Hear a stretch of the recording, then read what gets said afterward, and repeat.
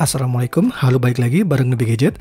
Ini adalah Xiaomi Mi 10T Pro atau Mi 10T Pro, smartphone flagship paket hematnya Xiaomi yang punya chipset kenceng Snapdragon 865, kamera resolusi 108 megapiksel, layar berrefresh rate 144 Hz, baterainya 5000 mAh dan dijual dengan harga mulai dari 7 jutaan. Nah, kalau ngerasa versi Pro-nya ini kemahalan, masih ada versi Mi 10T tanpa Pro, harganya sejuta lebih murah. Semua speknya sama dengan yang versi Pro, hanya beda di kapasitas internal storage dan sensor kamera utama yang dipangkas untuk menyesuaikan harga. Namun meskipun begitu, keduanya tetap menggunakan chipset kelas atas untuk performa maksimum. Oke, sebelum ngebahas lebih lanjut, kita lihat dulu apa aja yang ada di dalam paket penjualannya. Isinya nggak ada yang istimewa. Seperti biasa ada kabel USB Type-C, charger 33W, SIM ejector, dan lain-lain. Mungkin yang agak berbeda adalah softcase bawaannya ya. Nggak cuma polosan, tapi model two-tone yang atas glossy transparan, sedangkan bagian bawahnya doff dan kelihatannya tahan sidik jari dengan logo besar Xiaomi yang juga transparan. Yang pertama kali saya sukai dari HP ini udah pasti desainnya. Layout kamera utamanya nggak cuma ngasih tahu kalau HP ini punya sensor beresolusi 108 megapiksel, tapi juga keren dan beda. Sekali lihat orang akan tahu kalau ini adalah Mi 10T series.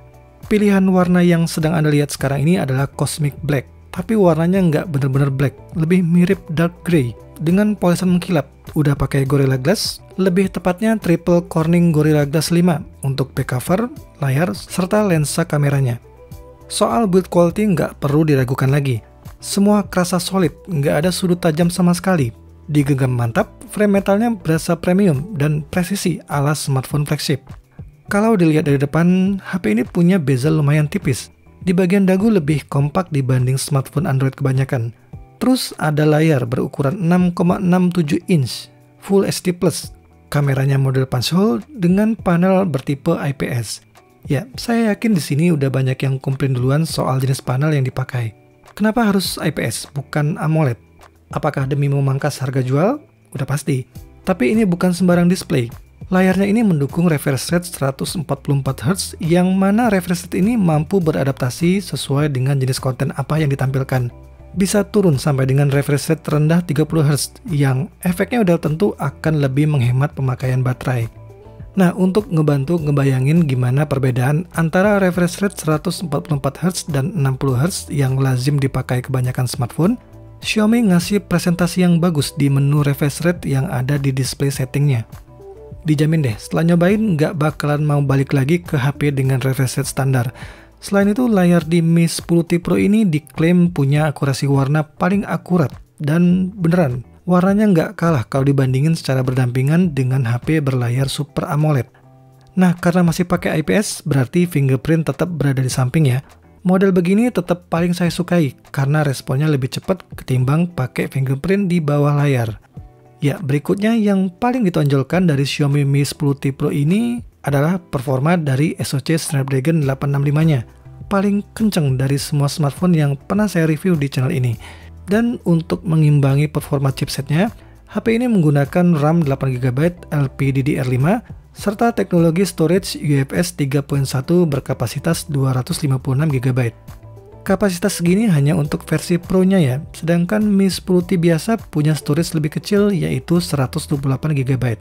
Skor benchmark Antutunya? Jangan ditanya. Meskipun sudah ada generasi terbarunya, Snapdragon 865 masih sangat mumpuni dipakai 1 sampai dengan 2 tahun ke depan.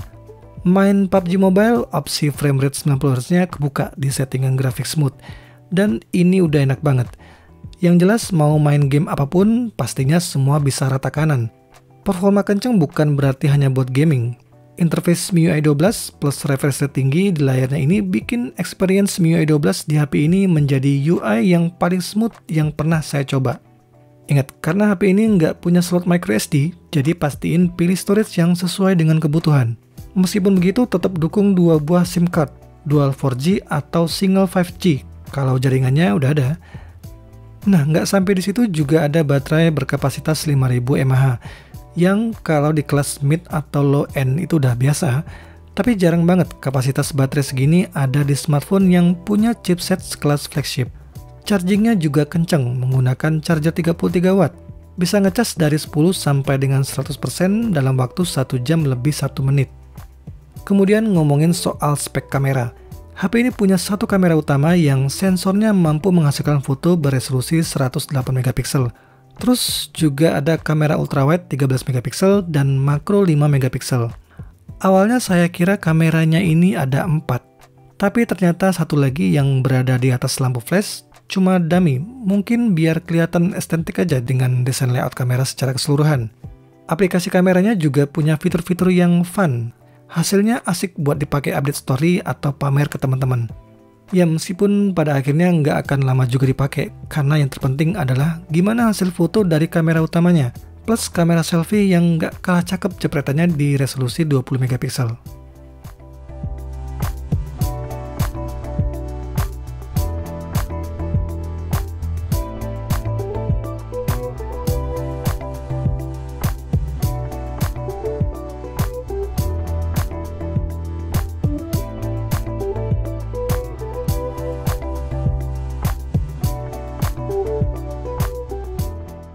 Gimana? Keren kan? Bukan sekedar punya spek dan kamera yang bagus, Mi 10T Pro ini juga ngasih fitur-fitur tambahan seperti dual speaker, ya nggak cuma satu. Terus juga ada dukungan NFC, infrared blaster buat dijadiin remote, dukungan Wi-Fi generasi terbaru yaitu Wi-Fi 6, dan masih ada LED notifikasinya juga. Selain itu keluhan saya sih sementara ini hanya di bobotnya. 218 gram, lumayan bikin pegel kalau dipakai berlama-lama. Mungkin karena frame metal plus bodi kacanya ini yang bikin berat.